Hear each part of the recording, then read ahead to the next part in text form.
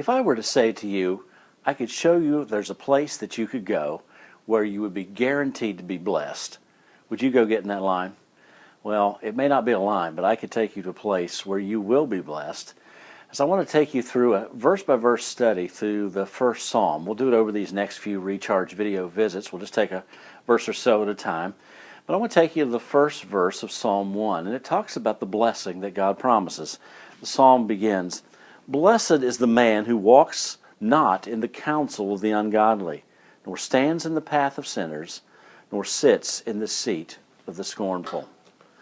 You want to be blessed? The first principle is right there, as plain as black ink on white paper can make it.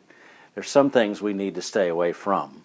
Some things we need to avoid. Some things we need to put some separation between us and those influences. If you notice in this verse, there's a downward progression of the people that the psalmist advises us to separate from.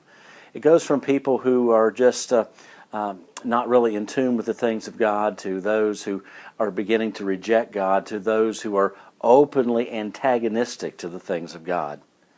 If we allow the wrong influences into our lives, if we listen to the wrong voices, and sometimes if we hang around the wrong people, we're going to be pulled down that same downward progression, and it will lead to spiritual ruin. The psalmist tells us, you want to be a blessed person? Begin with this. Think about some influences that you can eliminate from your life. What are some things that you could subtract from your life, that you could put behind you?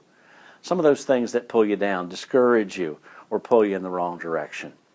Talk to the Lord today about asking Him to reveal some of those influences you need to deal with.